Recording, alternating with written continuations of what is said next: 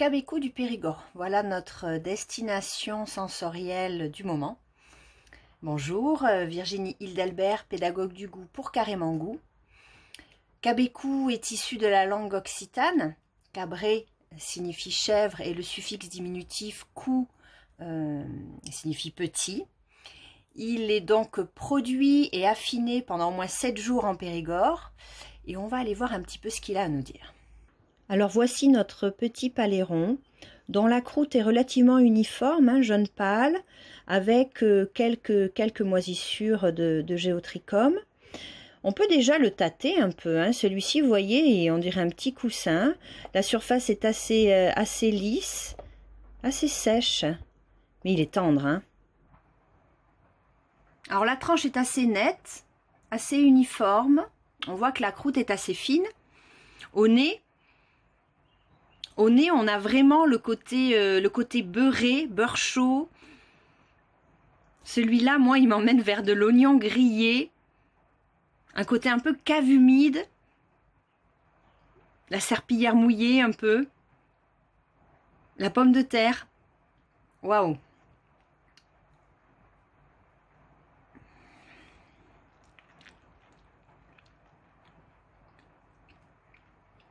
Très fondant. On a la croûte qui est assez fine et un peu sèche, qui va nécessiter une petite mastication.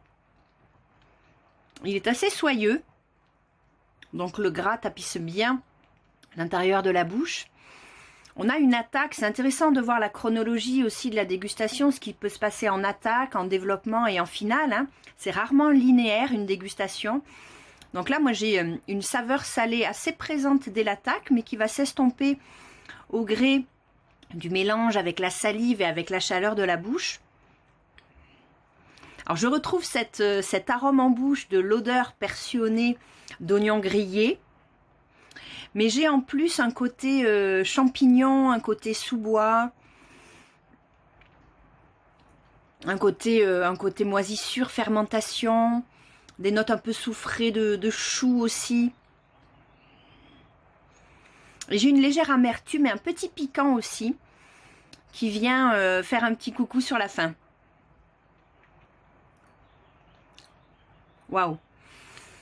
Donc, la Nouvelle-Aquitaine est très bien pourvue en fromage de chèvre. On peut vraiment le déguster chaud ou froid, sucré ou salé. Et moi, personnellement, je trouve que le fromage, c'est un excellent support de dégustation. Déjà, de par cette complexité aromatique, qui peut nous amener, vous avez vu, dans des univers très très différents. Et je trouve que le fromage, c'est un joli voyage sensoriel, aussi au niveau des accords, parce qu'on peut vraiment s'amuser à lui faire rencontrer un tas d'autres aliments. Donc, les rencontres improbables et surprenantes sont de mise. Donc, amusez-vous à déguster nos fromages. Et vous verrez que cette curiosité gustative attisée élargira certainement les horizons. À bientôt.